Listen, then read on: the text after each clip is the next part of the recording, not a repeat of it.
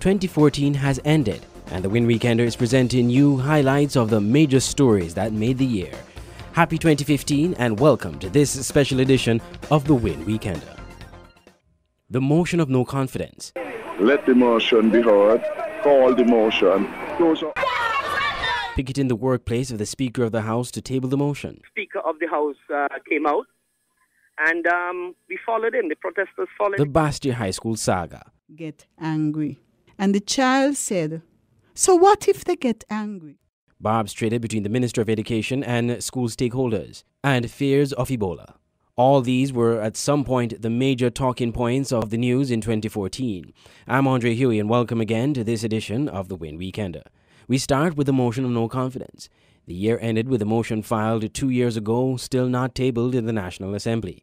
The year started with protest actions by members of the opposition, including a trip to St. Vincent to shore up support. Here are two of the stories that characterized the year on this subject.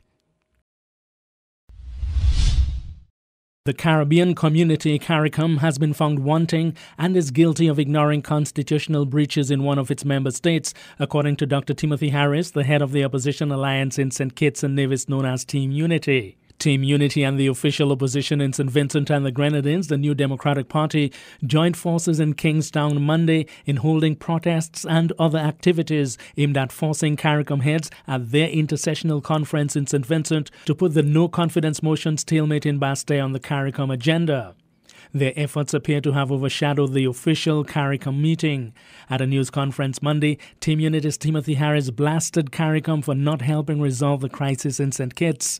Embracing the opportunity to address a regional audience through the media gathered in St. Vincent for the summit, Dr. Harris said CARICOM was making a mistake by allowing the situation in Basseterre to fester without helping find a remedy. Some say that there is no public disorder, there is no roadblock revolution, there is no looting and burning and killing. So the people of Venezuela and the Ukraine come in for special attention from CARICOM for what some may describe as unlawful behavior, while the peace-loving people of St. Kitts and Nevis are ignored, forgotten, and unrewarded for good public behavior. It appears that CARICOM leaders will not speak on the issues of political morality, the continuous and deliberate breaches of our Constitution, the undermining of democratic systems and institutions, and the threat to freedom and democracy as we know it, until the people of St. Kitts and Nevis do like the people of Venezuela and the Ukraine and start killing each other. Well, we in Team Unity do not agree with that notion. And we think it is a false proposition because we see the civil unrest in the eyes of the people. We feel their uncertainty and despair because under this illegitimate Douglas regime, they do not know what the future holds for St. Kitts and Nevis. Our people are tired of that illegitimate Prime Minister. The opposition leader in St. Vincent and the Grenadines too, Anim Eustace, reiterated concerns about lack of CARICOM attention to the St. Kitts problem. He warned that if left unchecked, the non-tabling of the motion of no confidence in the Denzil Douglas administration could unravel gains made at both CARICOM and OECS level. The Constitution, and particularly the parliamentary process in our sister state of St. Kitts Nevis, is under siege. Democracy in St. Kitts Nevis has been compromised for nearly 15 months. Petitions and divisions and CARICOM nationals in general are confronted with the most undemocratic of absurdities in minority government. This destruction or this tear in the political fabric of St. Kitts threatens to unravel CARICOM and the OECS sub-regions. We talk a lot about the integrity of our democratic process, but that strength is only as strong as it is vibrant in our weak KISS member. Meanwhile, at the official CARICOM conference opening, the grouping's chairman, Vincentian Prime Minister Ralph Gonsalves, spoke to the items on the agenda. This intersessional conference of heads of state and government has nominally a long agenda. Essentially, though, the subjects to be discussed or reviewed for determination have one focus. That is, the improvement in the quality of life and living of the people of our CARICOM region. Our deliberations at this conference do not take place in an abstract world, but in lived global, regional, and national conditions, stuffed with possibilities and limitations. The real world of life, living, and production compels us at this time to reflect centrally on the measures for strengthening our regional and national economies, including the fortification of the Caribbean single market and economy, addressing efficaciously the existential challenge of climate change, improving markedly the delivery of air and sea transport, enhancing citizen security, facilitating socio-economic development through ICT, lifting further our region's human and social development, and coordinating better our region's foreign and external policies. However, Team Unity and its Vincentian counterpart back at the news conference were insisting that the regional grouping continues to deliberately ignore the no-confidence motion matter in Basseterre. Albert Einstein once said, quote, "The world will not be destroyed by those who do evil, but by those who watch them without doing anything." End of quote. The silence of CARICOM heads can be as deafening as the loudest voice.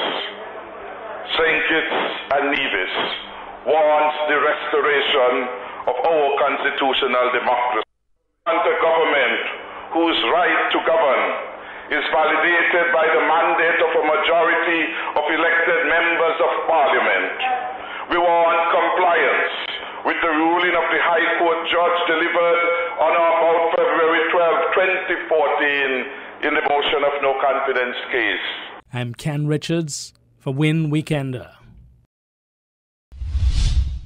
And while the protests in St. Vincent and the Grenadines were ongoing, Team Unity protesters in St. Kitts continued the picket of the workplace of Speaker of the National Assembly, Curtis Martin. They also took a step further. Well, today we started a bit later today. We're mixing it up. Normally we are down here like 6 o'clock in the morning. We decided to come closer to lunchtime today and do it differently. In fact, it's so different. I don't think we had any security personnel down here at the time that we were demonstrating. The Speaker of the House came out, and we followed him. The protesters followed him down to the ICCS and the school that his child attends. The impasse in solving the environmental health issues at the Basseterre High School was a major issue in 2014. The back and forth between the Ministry of Education and the school did not help the situation, but the shift systems implemented between the Washington Archibald High School and the Basseterre High helped the students to complete their studies for the school year. The shift system has been extended for the new term. Here is a part of the report that covered the issue in mid-2014. I'm a fifth former right now. When I was in third form, I started breaking out with these rashes all over my arms and legs. It was these tiny bumps that slowly grew into something about the size of a ringworm, and it grew until these rashes spread across my entire body. Now, I was completely unsure as to what it was. I went to the hospital, and what I was told was that there were several persons who had reported similar symptoms, but they were unable to diagnose it at the time, and although it did not seem contagious, they were treated as such. So afterwards, I went to a private doctor, and he diagnosed it as pityriasis rosea. Pityriasis rosea is a skin condition that causes rashes, as like seen on my skin, and some sources say that it is an autoimmune syndrome. So it's really the body reacting to some version of a contaminant, such as a chemical, and producing excess antibodies. So the skin rash in itself is not a result of the contaminant, but rather it is a reaction, the body trying to fight it out, but producing the wrong antibodies for it. Of course, this is only the limited research that has been done. The recent closure of the campus came in the wake of a visit from the Caribbean Industrial Research Institute last week. Cariri reported that it interviewed 19 teachers and 16 students who were experiencing symptoms. The most common include, but are not limited to, skin irritations, dizziness, lethargy, tightness of the chest, and sores in and around the mouth. They are the same as the ones that led to the Trinidad-based Cariri being brought in to conduct specialized air quality tests in December of 2012. I experienced other symptoms such as the sores in my mouth after being in the lab for 3 days finishing SBAs. When I returned, the sores were small and came just under my teeth, and they grew slowly until after a while they kind of rested. They kind of almost popped. It's still, the inside of my mouth has like a stringy texture now, as well as my lips. They have this burning feeling that was soon accompanied by almost when someone has a fever and their lip begins to peel. It was almost flaking off. So I just wanted to let persons listening know of the symptoms that students can be experiencing and the fact that these patterns have also been seen. I do think that a survey is a good idea if you want to really get information on students, but to my knowledge, the Chief Medical Officer has stated that there will be no survey conducted. I am hoping that an independent organization, possibly the PTA or a group of parents, are able to conduct a survey and ask students about each of their symptoms and how long they have been experiencing it, and if there's any prior condition that may have led to it. And I really hope that the situation is quickly resolved. The Minister of Education, Nigel Carty, indicated to Winn FM on Monday that he is on leave and would speak on the matter upon his return. WINN is 98.9. 98.9 is Winn FM. Winn FM's mission is to contribute meaningfully to the information, awareness, and the development of our nation and the region through the building of educated and informed communities. Winn FM faces the issues squarely, without shying away from controversy, while striving continuously to provide balanced, responsible reporting. Better music, better talk, better radio. 98.9 Winn FM. Welcome back to the Winn Weekender. The Ebola outbreak got global attention, even here in St. Kitts and Nevis. Here is a portion of the Winn Weekender special on that subject. With immediate effect, all visitors from Liberia, Sierra Leone and Guinea will be prohibited from entering the Federation of St. Kitts and Nevis until further notice. That announcement was made in a statement from the Office of the Prime Minister on Wednesday night. The statement said that St. Kitts and Nevis had made the decision to put the travel restrictions in place in light of the widespread and intense transmission of the Ebola disease in these countries. The prohibition will also be applied to travellers who have visited the three countries in the preceding 21 days before arrival in the Federation. The Ministry of Health will closely monitor the situation in West Africa and other countries and will continue to work closely with regional and international partners to prepare for any potential threat, the statement reads. The Cabinet, it advises, has also requested the activated National Disaster Mitigation Council to coordinate preparedness and response with health officials and to provide Cabinet with updates. St. Kitts and Nevis' Health Minister Marcella Liebert participated in a meeting of OECS Ministers of Health in St. Vincent and the Grenadines Wednesday, which was called to develop a comprehensive strategy to mitigate emerging viral diseases, particularly Ebola and chikungunya. Earlier in the day Wednesday, St. Lucia and St. Vincent and the Grenadines announced the same restriction on travellers from the three Ebola-ravaged countries. On Tuesday, Grenada said it was considering imposing a travel ban on all travellers from West Africa, but no further announcement has yet been made in that regard. The World Health Organization reports that nearly 4,500 people have died from the Ebola virus during the current outbreak, the majority of those in West Africa. There have been 2 diagnosed cases of Ebola that were contracted in the United States and 1 in Spain. All 3 patients are healthcare workers. The WHO's Assistant Director General Bruce Aylward estimates that there could be up to 10,000 new cases a week by year's end if efforts to contain it are not stepped up. On Tuesday, the United Nations warned that the world has less than 60 days to stem the epidemic. It is far ahead of us, it is running faster than us, and it is winning the race, the head of UN's Mission for Ebola Emergency Response, Anthony Branbury, told the Security Council. We either stop Ebola now or we face an entirely unprecedented situation for which we do not have a plan, Mr. Branbury said. As the global community continues to keep close tabs on the Ebola situation, U.S. health officials are seeking 132 people who flew on a plane with a Texas nurse on the day before she came down with symptoms of Ebola. The nurse, the second person to catch Ebola in the U.S., became ill on Tuesday.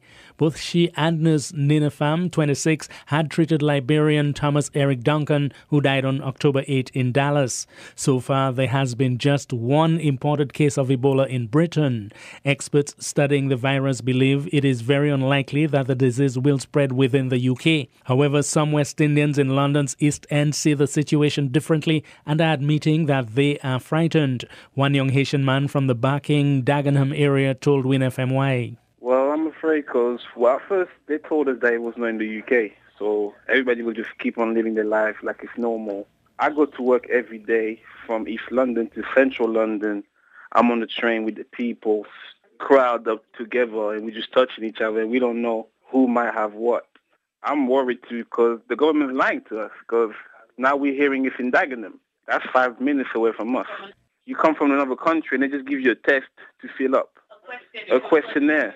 Anybody can lie in a questionnaire and say, you know, I don't have nothing just to get in the country. Do you get a sense among the Haitian community in England that most people feel like you, that they're frightened? Oh, yes. Yeah, I do. It's not just me. It's even in my family, because what we're reading online and what we research, it came from Africa. And we know that then people, when it comes to eating, they will eat anything, such as bushmeat. A young Caribbean woman and her two brothers also expressed fears about the situation in London. First we heard that a man walked into Royal Free Hospital and said that he had it. Then they're saying that it's not true, he doesn't have it. What would you like to see the British government doing in terms of dealing with the disease? Get a better screening test, and second of all, start getting the hospitals ready to handle the certain situation of people who catch Ebola, right? I am scared because I'm a diabetic and I'm prone to catching the flu. My son is in school with over 200 children. A lot of them are Africans. They go on holiday, they come back. Some of the meat and stuff we eat here, we're not sure what it is. I buy African food. Now I'm seeing that they eat a lot of bush meat and they put the bush meat in the food. So I don't know if I've eaten monkey. I don't even know if I've eaten the strain. And finally, in this special edition of the Winn Weekender, we go on the international scene, where President Barack Obama passed immigration reforms to benefit millions of undocumented immigrants in the U.S. How does this benefit Caribbean immigrants? The Winn Weekender looked into this issue. U.S. President Barack Obama has laid out some of the most sweeping changes to the U.S. immigration system for decades in a televised address. President Obama plans to use his executive power to enact the changes after Congress repeatedly failed to pass legislation. The Republican Speaker of the House condemned the use of executive powers, accusing the president of acting like a king or emperor. Rico Dupuy is a Haitian broadcaster in New York. He listened attentively to the president's immigration address. We asked Rico whether the measures go far enough. I do not think so, but knowing President Obama, that's the best we can get from him. President Obama is known for timidity, so no, they don't go far enough. First of all, we're talking about 5 million people, 5 million out of 11 million. It definitely doesn't go far enough. Well, one of the things he said is the intention is to make it easier and faster for high-skilled immigrants, graduates, and entrepreneurs to stay and contribute to the economy. Do you think there are a lot of Caribbean people in the U.S. who fall into that category? Of course not. And also, this is a giveaway to the Republicans. The insistence on high-powered individuals. This is to soften the bill so that the Republican would not challenge it that much. But that won't work. The Republican will challenge this thing heavily, and my view is that there will be so much challenge to this thing. Well, President Obama says he intends to take steps to deal responsibly with the millions of undocumented immigrants who already live in the U.S., and that will no doubt include Caribbean people. The deal, he explained, is if you've been in the U.S. for more than 5 years, if you have children who are American citizens or legal residents, if you register, pass criminal background check, and are willing to pay your fair share of taxes, you can apply to stay in the U.S. without fear of deportation. If that does go through, a lot of people will benefit. What I don't understand is that it seems to me, based upon the language, in fact, that you just read, you would have to have been here for 5 years and have children that are either American citizens or have residency. And what about those who have been here for 5 years and who do not have children? So there seems to be so many limitations in this thing that I don't think it goes far. It goes far enough. Now, you've mentioned the Republicans. President Obama is likely to face huge criticism and huge opposition to those measures. Oh, of course, it has already started. They have threatened legal actions, and if legal action will not succeed, probably legal action will not succeed because President Obama is on strong legal ground to do this. But they will try to use the power of the purse to not to provide the funding necessary to implement this thing. So they'll do whatever they can, and so it will get really ugly before this thing is over. Why do you think Republicans take the hard line that they're taking? They might say they're trying to protect the country's borders. That's the Republican line. The Republicans, as far as I'm concerned, and it seems to me immigration was the Republican line is that is very anti-immigrant, and except as President Obama articulated clearly that we all at one point were immigrants, but the Republicans seem to have forgotten that. So, but that's the Republican position. Any early reaction from people, the Caribbean community in New York and the rest of the U.S.? Oh yeah, they looking at this very, very closely, and they welcome this. But as I said, a lot of them they expected more. A lot of them will not be covered by this, and a lot of them will be disappointed because this thing will not do much for them. But they are looking at this. Last night, I personally invited the people to listen to the President Obama speech very, very closely. So I know they did. And a huge number of Caribbean people were riveted to the TV. But those who do benefit, it will make their lives easier in the U.S. Of course, the ability to live here without a fear of deportation means a lot. Not in New York, for example. In New York, the fear of deportation is not huge because you have a liberal administration in New York City and a liberal administration in New York State. But in the rest of the country, like in Florida, for example, I mean, you live on a daily basis with that fear.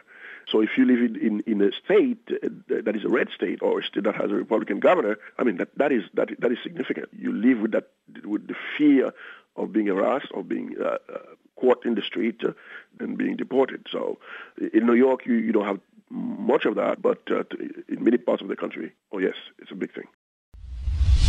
This has been a special edition of the Winn Weekender. Thank you for your support in 2014. Stay tuned to winfm.com for more interesting video specials in 2015. I'm Andre Huey. Thank you for watching.